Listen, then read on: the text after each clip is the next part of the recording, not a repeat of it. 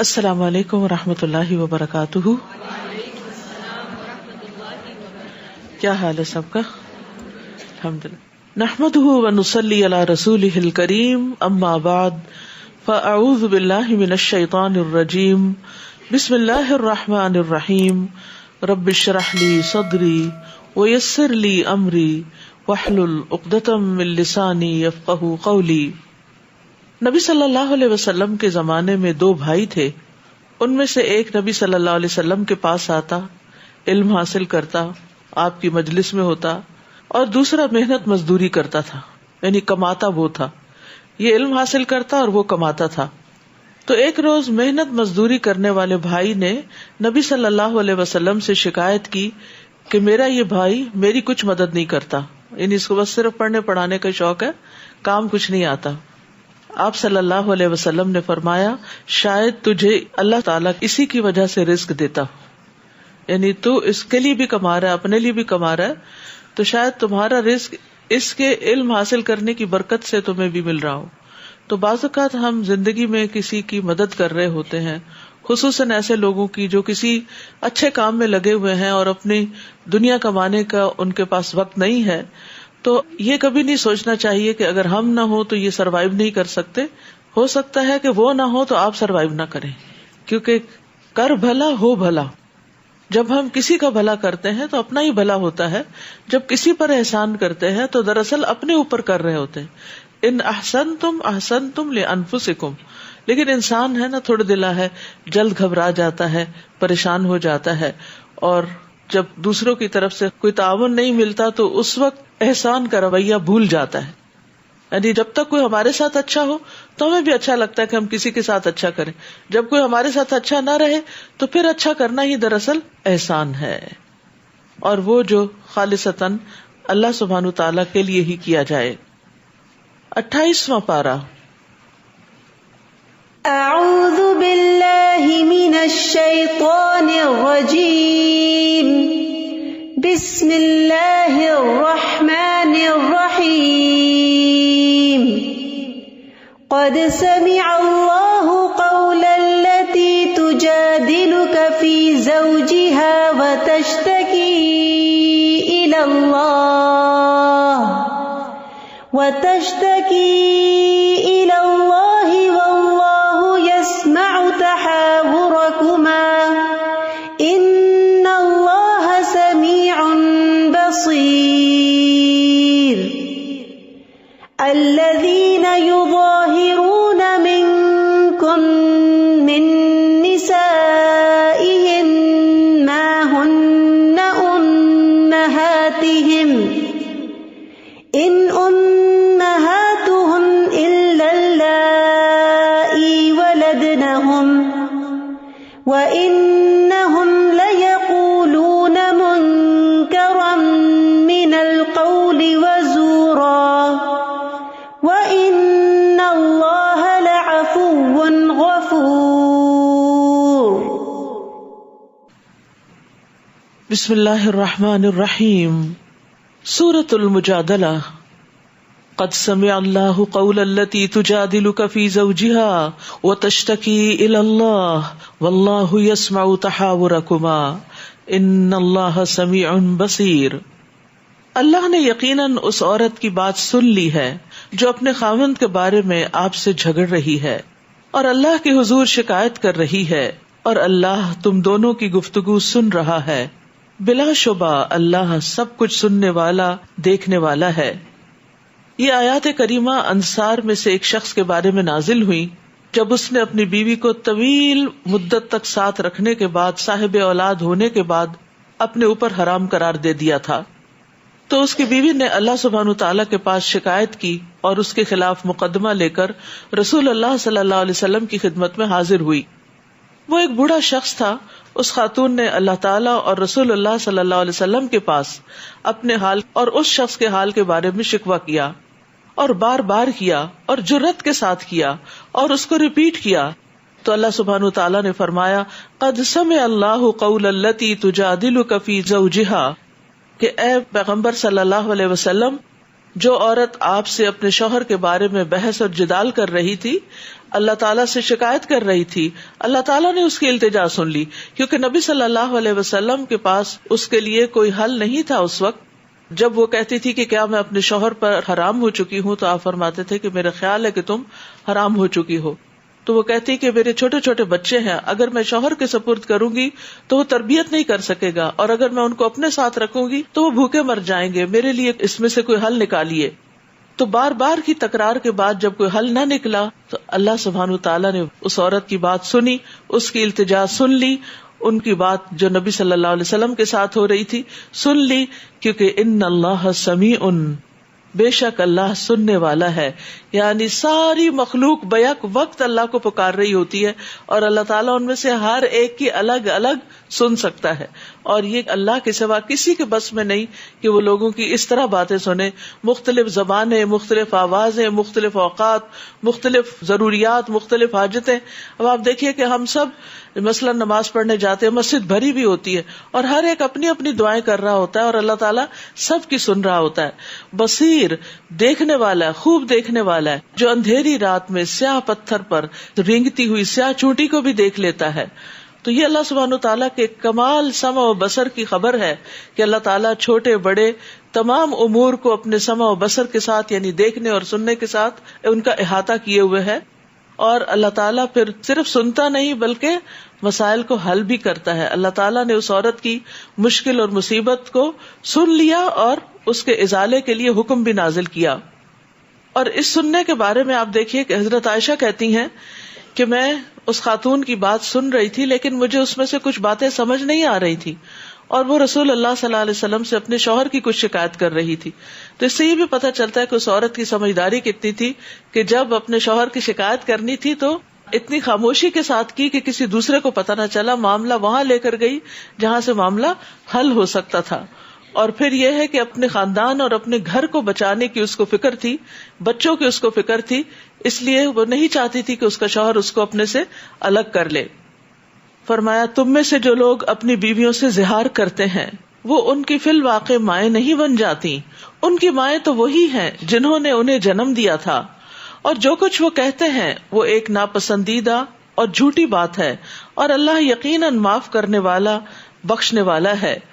تو اللہ سبحانہ تعالیٰ نے یہاں پر زہار کا قانون بتا دیا کہ جو لوگ اپنی بیویوں سے زہار کرتے ہیں، اور بیوی سے زہار کرنے کا مطلب یہ ہے کہ تم میرے اوپر میری ماں کی پیٹھ کی طرح حرام ہو، یعنی بیوی کو اپنے اوپر حرام کر لیتے ہیں، یعنی تو میرے لیے ایسی ہے جیسی میری ماں کی پیٹھ. تو اس قول سے بیوی جو ہے پھر شوہر کے لیے اس کے ساتھ تعلق قائم کرنا حرام ہو جاتا ہے جب تک کہ وہ اس کا کفارہ ادا نہ کرے. تو اللہ سبحانہ تعالیٰ نے اس کا قانون نازل فرما دیا کہ جو لوگ تم میں سے اپنی بیویوں سے زہار کرتے ہیں انہیں یہ سمجھنا چاہیے کہ ما ہن امہاتہم، وہ ان کی مائیں نہیں ہیں. یعنی کسی کو ماں کہنے سے کوئی ماں بن نہیں جاتی، اور بیوی کو ماں کہنے سے بیوی ماں نہیں ہو جاتی، اس بات کی کوئی حقیقت نہیں ہے. ان امہاتہم الا اللہ ولدنہم، ان کی مائیں تو وہی ہیں جنہوں نے ان کو پیدا کیا ہے، جنم دیا ہے. تو اللہ سبحانہ تعالیٰ نے زہار کے معاملے کو بہت بڑا اور نہایت قبیح قرار دیا اور فرمایا وَإِنَّهُمْ لَيَقُولُونَ مُنْكَرًا مِنَ الْقَوْلِ وَزُورًا، کہ وہ نہایت بری اور جھوٹی بات کہہ رہے ہیں.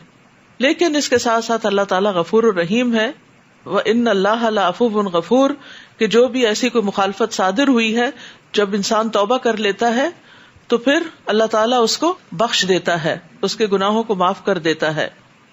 والذین یظاہرون من نسائہم ثم یعودون لما قالوا فتحریر رقبۃ من قبل ان یتماسا ذالکم توعظون بہ واللہ بما تعملون خبیر. اور جو لوگ اپنی بیویوں سے زہار کریں پھر اپنی کہی ہوئی بات سے رجوع کرنا چاہیں، یعنی اپنے الفاظ واپس لینا چاہیں، تو ایک دوسرے کو چھونے سے پہلے ایک غلام آزاد کرنا ہوگا. تمہیں اس بات کی نصیحت کی جاتی ہے، اور جو کچھ تم کرتے ہو اللہ اس سے پوری طرح باخبر ہے.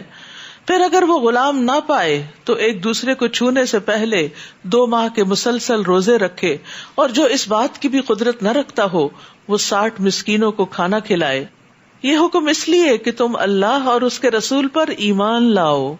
یہ اللہ تعالیٰ کے مقرر کردہ ضابطے ہیں اور انکار کرنے والوں کے لیے دردناک عذاب ہے. تو گویا اللہ تعالیٰ کی حدود کو نافذ کرنا، اللہ تعالیٰ کے احکامات کی پیروی کرنا، یہ بھی ایمان کا حصہ ہے.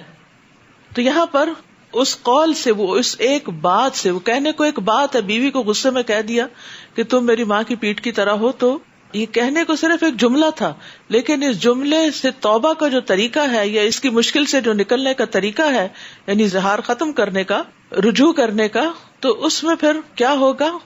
ثم یعودون لما قالوا، جو واپس ہونا چاہتے ہیں اپنے قول سے، یعنی رجوع کرنا چاہتے ہیں، تو پھر وہ کیا کریں؟ غلام آزاد کریں. دوسری جگہ پتہ چلتا ہے کہ وہ مومن غلام ہو، مرد ہو یا عورت ہو، صرف یہ کہ غلام ہونا چاہیے.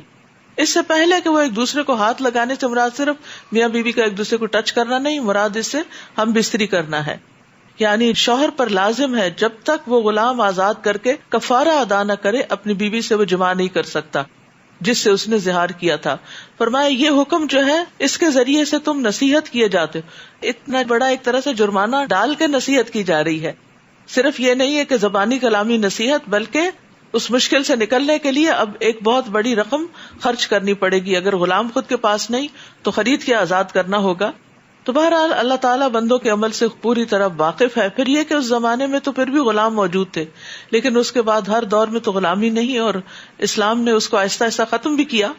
تو جو آزاد کرنے کے لیے غلام نہ پائے، اور یا اس کے پاس غلام آزاد کرنے کی قیمت ہی نہیں ہے، تو پھر وہ 2 مہینے کے مسلسل روزے رکھے. 2 مہینے کے. اور متتابعین سے یہ پتہ چلتا ہے کہ اگر بیچ میں ایک روزہ بھی چھوڑا تو پھر نئے سرے سے 2 مہینے کے رکھنے ہوں گے. اور پھر اگر یہ نہ ہو تو پھر 60 مسکینوں کو کھانا کھلانا ہوگا. یہ حکم جو اللہ تعالیٰ نے بیان کیا یا واضح کیا، یہ اس لیے کہ اللہ اور اس کے رسول پر ایمان لے آؤ. یہ ایمان کا تقاضا ہے، اور یہ اللہ کی حدود ہے، اور جو اللہ کی حدود کو پار کرتا ہے تو پھر ایسے لوگوں کے لیے سزا بھی ہے. ان الذین یحادون اللہ ورسولہ کبتوا کما کبت الذین من قبلہم. بلا شبہ جو لوگ اللہ اور اس کے رسول کی مخالفت کرتے ہیں وہ اسی طرح ذلیل کیے جائیں گے جس طرح ان سے پہلے کے لوگ ذلیل کیے جا چکے ہیں. اللہ اور اس کے رسول صلی اللہ علیہ وسلم پر ایمان لانا، ان کا ادب اور احترام کرنا، ان کی اطاعت کرنا، ان کے اقوال کے آگے سر تسلیم خم کر دینا، یہ ایمان کا تقاضا ہے. لیکن اگر کوئی ایسا نہیں کرتا اور انہیں اللہ یا اللہ کے رسول صلی اللہ علیہ وسلم کی باتوں پر کوئی آبجیکشن ہے یا ان کے فیصلوں پر کوئی ناراضگی ہے، تو پھر ایسی صورت میں وہ تیار ہو جائیں کہ اللہ تعالیٰ ان کو ذلت سے دوچار کرے گا. اور ہم نے واضح احکام نازل کر دیے ہیں، اور انکار کرنے والوں کے لیے رسوا کن عذاب ہے. یاد رکھیے دنیا میں تو ذلت کی بات کی گئی، لیکن آخرت میں جنت سے محرومی کی بات بھی آتی ہے. ایک حدیث میں رسول اللہ صلی اللہ علیہ وسلم نے فرمایا میری ساری امت جنت میں جائے گی سوائے اس کے جس نے انکار کیا. صحابہ نے عرض کیا یا رسول اللہ انکار کون کرتا ہے؟ آپ نے فرمایا جو میری اطاعت کرے گا وہ جنت میں داخل ہوگا. یعنی صرف اللہ تعالیٰ کی اطاعت کافی نہیں، اللہ تعالیٰ کے ساتھ ساتھ رسول اللہ صلی اللہ علیہ وسلم کی اطاعت بھی ضروری ہے. اور جو میری نافرمانی کرے گا یقیناً اس نے انکار کیا. اسی طرح اللہ اور اس کے رسول کی مخالفت سے انسان فتنے میں پڑ جاتا ہے. تو سلف صالحین جو تھے وہ نبی صلی اللہ علیہ وسلم کی بات کے آگے کسی اور کی بات کو قبول نہیں کرتے تھے. قتادہ بیان کرتے ہیں کہ ابن سیرین نے ایک شخص کے سامنے نبی صلی اللہ علیہ وسلم کی کوئی حدیث بیان کی تو وہ شخص بولا کہ فلاں شخص نے تو یہ اور بات کہی ہے. تو ابن سیرین نے کہا میں تمہیں نبی صلی اللہ علیہ وسلم کی حدیث سنا رہا ہوں اور تم کہہ رہے ہو کہ فلاں نے تو یہ کہا ہے، آئندہ مجھ سے کوئی بات نہ کرنا. یعنی اس پر سخت ناراض ہوئے. یوم یبعثہم اللہ جمیعا فینبئہم بما عملوا احصاہ اللہ ونسوہ واللہ علی کل شیء شہید. جس دن اللہ ان سب کو زندہ کر کے اٹھائے گا تو انہیں بتا دے گا کہ وہ کیا کچھ کر کے آئے ہیں. اللہ نے ان چیزوں کا پورا شمار کر رکھا ہے جبکہ وہ خود اسے بھول گئے ہیں، اور اللہ ہر چیز پر گواہ ہے. حقیقت یہ ہے کہ ہم اپنی ہی کہی ہوئی باتوں کو، اپنے ہی سوچی ہوئی چیزوں کو، اپنے ہی خیالات کے بارے میں خود بھول جاتے. اگر آپ مجھ سے اس وقت کہیں کہ آپ نے آج پہلا جملہ کیا بولا تھا تو شاید میں نہ بتا سکوں. انسان چند لمحوں کے اندر اپنی ہی کہی ہوئی بات کو بھول جاتا ہے. اور اسی طرح اعمال اور جو ماضی میں کیے ہوئے عمل ہیں، ہمارے گناہ یا ہماری نیکیاں، ہمیں تو کچھ یاد ہی نہیں ہوتا کیونکہ ہم اپنا نامہ اعمال خود تو ریکارڈ نہیں کر رہے ہوتے. تو اسی طرح قیامت کے دن انسان کے سامنے وہ آئے گا کہ جس سے اس کے ہوش اڑ جائیں گے، یہ بھی میں نے کیا تھا، اور پھر وہ انکار کرنا چاہے گا تو انکار نہ کر سکے گا، کیونکہ اللہ تعالیٰ نے ہر چیز کو شمار کر رکھا ہے. احصاہ اللہ ونسوہ، اللہ نے سب کچھ گن گن کے رکھا ہوا ہے وہاں پر. اب بھی آپ دیکھیں کہ کبھی آپ اپنی ماضی کی کوئی تحریر نکال کے پڑھیں یا کوئی آپ کی ریکارڈ شدہ بات ہو تو اس کو سنیں تو آپ پریشان ہو جاتے کہ یہ میرے منہ سے بات نکلی تھی، یہ کبھی میں نے لکھا تھا، یہ میں ہوں. تو انسان دنیا میں ہی اپنے اعمال کو یاد نہیں رکھ سکتا تو ساری زندگی کا نامہ اعمال کہاں سے اس کو یاد ہوگا. تو اس لیے انسان کو ڈرتے ہوئے اور فکر کرتے ہوئے زندگی بسر کرنی چاہیے کہ اللہ جو بھی خطائیں ہوئی ہیں، جو بھول چک ہوئی، جو منہ سے ایسی بات نکلی ہے جو تجھے ناپسند ہے تو ہمیں معاف کر دے. مقصد کیا ہے کہ انسان ڈرتے ہوئے زندگی بسر کرے، کیونکہ ہر چھوٹی بڑی چیز لکھی ہوئی ہے. ما لہذا الکتاب لا یغادر صغیرۃ، صغیرۃ یعنی ایک ڈاٹ بھی اس کے اندر موجود ہوگا جو ہم کسی جگہ پر ڈالتے ہیں، ولا کبیرۃ اور نہ کوئی بڑی چیز الا احصاہا مگر یہ کہ اس نے اس کو شمار کیا، گنا گیا، یعنی صرف لکھ نہیں دیا گیا بلکہ لکھنے کے بعد ان کو گن بھی دیا گیا ہے. اور اسی طرح انسان سے قیامت کے دن مخلوق کے بارے میں بھی سوال کیا جائے گا کہ انسان نے ان کے ساتھ کیا معاملہ کیا. یوم یبعثہم اللہ جمیعا، جس دن اللہ سب کو اٹھائے گا، فینبئہم بما عملوا. کتنی ڈرنے والی بات ہے، اٹھائے گا کیوں، اٹھائے جانے کا مقصد کیا ہے؟ فینبئہم بما عملوا، ان کے اعمال ان کو بتانا کہ یہ تم کر کے آئے ہو، اور جو نہیں کیا وہ بھی ان کو بتایا جائے گا. ایک حدیث میں آتا ہے رسول اللہ صلی اللہ علیہ وسلم فرماتے ہیں کہ اللہ تعالیٰ فرمائے گا، اے ابن آدم میں بیمار ہوا تو نے میری عیادت نہیں کی، اے ابن آدم میں نے تجھ سے کھانا مانگا تو نے مجھے کھانا نہیں کھلایا، اے ابن آدم میں نے تجھ سے پانی مانگا تو نے مجھے پلایا نہیں. تو بندہ کہے گا، اے میرے رب میں تیری عیادت کیسے کرتا، تجھے کھانا کیسے کھلاتا، تجھے پانی کیسے پلاتا جبکہ تو رب العالمین ہے. تو اللہ تعالیٰ فرمائے گا، کیا تو نہیں جانتا تھا کہ میرا فلاں بندہ بیمار تھا، تو نے اس کی عیادت نہیں کی؟ اگر تو اس کی عیادت کرتا تو مجھے اس کے پاس پاتا. اسی طرح کھانے کے بارے میں اور پینے کے بارے میں بھی. تو اس سے یہ پتہ چلتا ہے کہ ہمارے یہ جو اعمال جو کچھ ہم دن بھر کرتے رہتے ہیں نا، یہ ایسے نہیں ہے کہ بس ہوا میں اڑ گئے، بلکہ یہ جمع ہو رہے ہیں. فَيُنَبِّئُهُم بِمَا عَمِلُوا. انسان دوسروں کے سامنے مکر جاتا ہے، انکار کر دیتا ہے، نہیں میں نے نہیں کہا، میں نے نہیں کیا، یہ کسی اور نے کیا ہوگا. لیکن اللہ اس چیز کو نہیں بھلاتا اور وہ سامنے آئے گا، الا یہ کہ انسان سچی توبہ کے ذریعے اپنے برے اعمال کو مٹا دے. کیا آپ دیکھتے نہیں کہ جو کچھ بھی آسمانوں اور زمین میں موجود ہے اللہ اسے خوب جانتا ہے. ایسا کبھی نہیں ہوتا کہ 3 آدمیوں میں سرگوشی ہو تو چوتھا وہ اللہ نہ ہو، یا 5 آدمیوں میں سرگوشی ہو تو ان کا چھٹا وہ نہ ہو. سرگوشی کرنے والے اس سے کم ہو یا زیادہ ہو، اللہ یقیناً ان کے ساتھ ہوتا ہے، خواہ وہ کہیں بھی ہو، یعنی اپنے علم کے ساتھ. اللہ کو سب معلوم ہوتا ہے. پھر وہ قیامت کے دن انہیں بتا بھی دے گا جو کچھ وہ کرتے رہے. دوبارہ وہی بات، ثم ينبئهم بما عملوا، یہ ہے ڈرنے کی بات. ثم ينبئهم بما عملوا، بلا شبہ اللہ ہر چیز کو خوب جاننے والا ہے.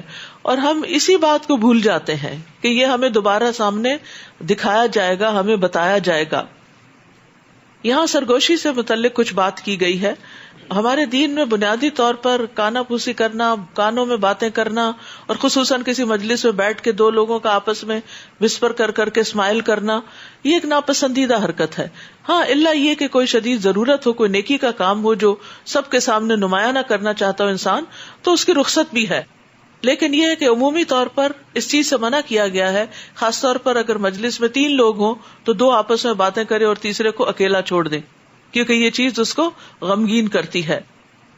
اور جہاں سرگوشی کرنے کے لیے اجازت ہے تو وہاں انسان کو یہ یاد رکھنا چاہیے کہ لوگوں سے چھپا کے جو بات کر رہا ہے اللہ تعالیٰ دیکھ رہا ہے اور وہ سن رہا ہے. تو اس لیے انسان یہ نہ سمجھے کہ کسی کے کان میں اگر بات کر دی گئی تو وہ شاید فرشتے کو پتہ نہیں چلے گی اور بک آف ڈیڈز میں آئے گی. نہیں، اللہ اپنے علم کے ساتھ ہر جگہ بندوں کے ساتھ ہے. الم تر الی الذین نہوا عن النجوی، کیا آپ نے ان لوگوں کو نہیں دیکھا جنہیں سرگوشی کرنے سے روکا گیا تھا؟ پھر وہ وہی کام کرتے ہیں. مدینہ کے اندر جو منافقین تھے وہ بعض اوقات مسلمانوں کو دیکھتے تو آپس میں ایک دوسرے سے سرگوشیاں کر کے باتیں کرتے اور مسلمانوں کو یہ ہوتا تھا کہ شاید یہ کسی آنے والے لشکر یا کہیں مسلمانوں کے اوپر کسی حملے وغیرہ سے متعلق یہ بات کر رہے ہیں، اور اس طرح مسلمان اپنے دل میں خوف محسوس کرتے تھے، یعنی ایک دوسرے سے کان میں بات کر کے پھر ہنستے تھے مسلمانوں پر. تو اللہ سبحانہ وتعالیٰ نے ان لوگوں کو اس سے روک دیا کہ کیا انہیں روکا نہیں گیا تھا، پھر وہ وہی کام کرتے ہیں جس سے انہیں روکا گیا تھا. یہ لوگ چھپ چھپ کر گناہ، سرکشی اور رسول کی نافرمانی سے متعلق باتیں کرتے ہیں. یہاں پر خاص طور پر آپ دیکھیے، گناہ اور سرکشی تو بہت سے لوگ کرتے ہیں، لیکن یہ باتیں کرنا کہ رسول اللہ صلی اللہ علیہ وسلم کی ہم فلاں بات مانیں گے نہیں، یہ ایک بہت بڑا جرم تھا. اور جب آپ کے پاس آتے ہیں تو آپ کو ایسے طریقے سے سلام کہتے ہیں جس طرح اللہ نے آپ کو سلام نہیں کہا. یعنی یہود خاص طور پر آپ کی مجلسوں میں آ کر آپ کو السلام علیکم کہنے کی بجائے السلام علیکم کہتے، جس کا مطلب تھا کہ نعوذ باللہ آپ پر موت واقع ہو. اور اپنے دلوں میں کہتے ہیں کہ جو کچھ ہم کہتے ہیں اس پر اللہ ہمیں سزا کیوں نہیں دیتا، یعنی ہم پیغمبر کے ساتھ اتنی بڑی بری حرکت کر لیتے ہیں تو ہمارا کچھ نہیں جاتا، تو اس پر اور دلیر بھی ہو جاتے تھے. ایسے لوگوں کو جہنم کافی ہے جس میں یہ داخل ہوں گے، سو ان کا انجام کیسا برا ہے. سلام جو ہے یہ اسلام کی نمایاں خصوصیت ہے. سلام اللہ کا نام بھی ہے، مسلمان کا مسلمان پر حق بھی ہے. مسلمان کی گفتگو کا آغاز سلام ہی سے ہونا چاہیے. سلام میں پہل کرنے والا افضل ہوتا ہے. آپ جس کو نہ جانتے ہو اس کو بھی سلام کریں، اور سلام کے ذریعے انسان خوب نیکیاں بھی کما سکتا ہے. یعنی آپ سلام کرتے ہیں 10 نیکیاں مل جاتی ہیں، اور اسی طرح یہ ہے کہ اگر السلام علیکم ورحمۃ اللہ کہتے ہیں تو 20، اور برکاتہ کا اضافہ کرتے ہیں تو 30. دعا بھی ہو جاتی ہے اور نیکیوں میں بھی اضافہ ہوتا ہے. اور سلام میں بخل کرنے والا، یعنی دوسروں کو سلام نہ کرنے والا سب سے بڑا بخیل ہے. اور بخیلی جو ہے یہ ایک بدترین عادت ہے.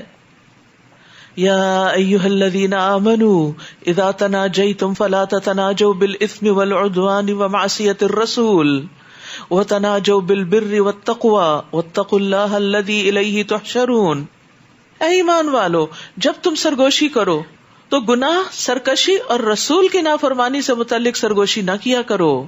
یعنی آپس میں ان باتوں پر ایک دوسرے کے کانوں میں باتیں مت کرو اور سازشیں مت کرو، بلکہ سرگوشی کرو تو نیکی اور تقوی کے متعلق کیا کرو، اور اللہ سے ڈرتے رہو جس کے ہاں تم اکٹھے کیے جاؤ گے.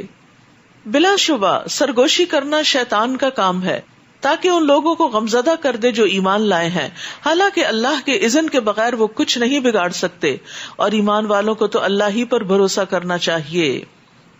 پھر فرمایا یا ایھا الذین آمنوا اذا قیل لکم تفسحوا فی المجالس فافسحوا یفسح اللہ لکم واذا قیل انشزوا فانشزوا یرفع اللہ الذین آمنوا منکم والذین اوتوا العلم درجات واللہ بما تعملون خبیر. اے ایمان والو، جب تمہیں کہا جائے کہ مجلسوں میں کھل کے بیٹھو تو کھل کے بیٹھو، یعنی دوسروں کے لیے جگہ بناؤ تو جگہ بنا دیا کرو. اللہ تمہارے لیے کشادگی پیدا کرے گا. اور اس موقع سے فائدہ اٹھاتے ہوئے میں درخواست کروں گی کہ پیچھے اینڈ تک جگہ پر ہو چکی ہے، تھوڑا تھوڑا آگے کو کھسک جائے، سارے تھوڑی سی جگہ بنا دے. تفسحوا، اور اس کا فائدہ کیا ہوگا؟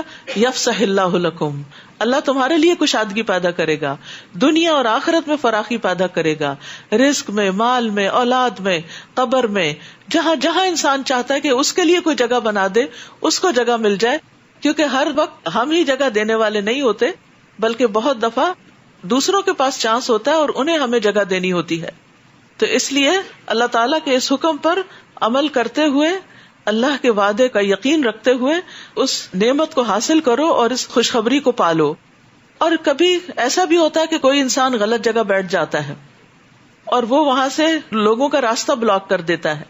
تو ایسے میں جب کہا جائے کہ اٹھ جاؤ، یعنی یہ راستہ ہے یہاں نہیں بیٹھو، تو ناراض نہیں ہو، برا نہیں منائے، یا کسی اور کے لیے جگہ ریزروڈ ہے تو اس جگہ پر اسی کو بیٹھنے دیں، کسی اور کی جگہ پر نہ بیٹھے. تو ایسی باتوں میں انسان کو دل بڑا کرنا چاہیے. اور فرمایا کہ انسان کی ان باتوں سے عزت میں کمی نہیں ہوتی کہ کسی کو آگے کر دیا یا پیچھے کر دیا یا کھڑا کر دیا یا بٹھا دیا یا اس کی جگہ تبدیل کر دی مجلس کی ضرورت کے تحت. اصل بات یہ ہے کہ تم میں سے جو لوگ ایمان لائے ہیں اور جنہیں علم دیا گیا ہے، اللہ تعالیٰ ان کے درجے بلند کرے گا. یعنی جس کا جتنا ایمان کا درجہ بڑا ہوگا اللہ کی نگاہ میں اس کا اتنا ہی درجہ بلند ہوگا، اور جس کا جتنا زیادہ علم میں درجہ بڑا ہوگا اللہ کے ہاں اس کا اتنا ہی درجہ بلند ہوگا. یعنی کسی خاص جگہ پر بیٹھنے سے درجہ بلند نہیں ہوتا، درجوں کی بلندی کے لیے ایمان اور علم شرط ہے. اور جو کچھ تم کرتے ہو اللہ اس سے پوری طرح باخبر ہے. یعنی ہمیں اچھی طرح یاد رکھنا چاہیے کہ ہم تھوڑی سی بھی دل میں تنگی محسوس کرتے ہیں یا تھوڑی سی بھی دوسرے کے لیے جگہ بنا دیتے، کسی کو نہیں پتا چلتا، حتیٰ کہ جس کے لیے ہم کر رہے ہیں اس کو بھی نہیں پتا چلا، لیکن اللہ سبحانہ تعالیٰ کو پتا چل جاتا ہے اور وہ تمہیں اس کی جزا دے گا. اسی طرح یہ بھی ہے کہ مجلس میں بہت لیٹ نہیں آنا چاہیے اور پھر لیٹ آ کر لوگوں کی گردنیں نہیں پھلانگنی چاہیے تاکہ دوسروں کو تکلیف نہ ہو. یا ایھا الذین آمنوا اذا ناجیتم الرسول فقدموا بین یدی نجواکم صدقہ، اے ایمان والو جب تم رسول سے سرگوشی کرنا چاہو تو اپنی سرگوشی سے پہلے صدقہ کیا کرو، یہ تمہارے لیے بہتر اور پاکیزہ تر بات ہے.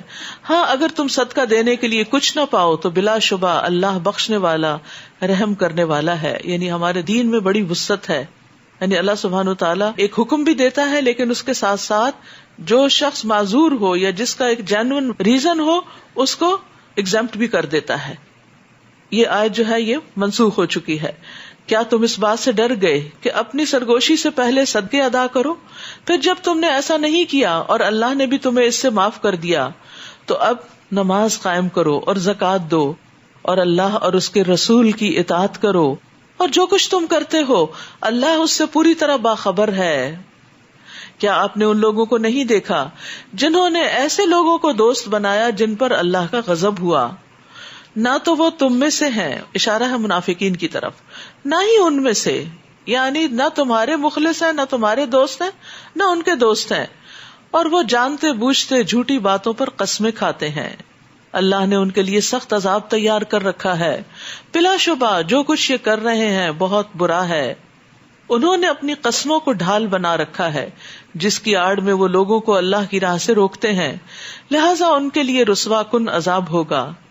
اللہ کے سامنے نہ ان کے مال کچھ کام آئیں گے اور نہ اولاد. یہی لوگ اہل دوزخ ہیں جس میں وہ ہمیشہ رہیں گے. جس دن اللہ ان سب کو اٹھائے گا تو اس کے سامنے بھی ایسے ہی قسمیں کھائیں گے جیسے تمہارے سامنے کھاتے ہیں، اور یہ سمجھیں گے کہ اس طرح ان کا کچھ کام بن جائے گا. سن لو یہی جھوٹے لوگ ہیں، شیطان ان پر مسلط ہو گیا ہے جس نے انہیں اللہ کا ذکر بھلا دیا ہے. یاد رکھیے غفلت جو ہے یہ شیطان کی طرف سے ہوتی ہے. انسان کا اپنا قصور بھی ہوتا ہے، یعنی نسیان جو ہوتا ہے وہ تو قدرتی سی بات ہے، لیکن غفلت میں انسان کا اپنا قصور بھی ہوتا ہے.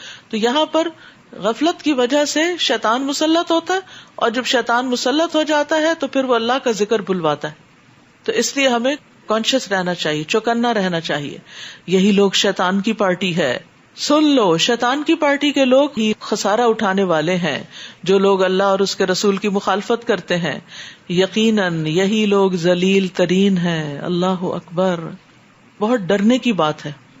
اللہ تعالیٰ کی مخالفت اور اللہ کے رسول کی مخالفت، یعنی ان کی بات کے آگے اپنی عقل کی تعویلیں پیش کرنا، ان باتوں کو ٹویسٹ کر دینا، ان باتوں کا کوئی من مانا مطلب نکال دینا، یا ان باتوں کو کہنا کہ یہ تو بہت پرانی باتیں ہیں اور آج کے دور میں نہیں چلتی.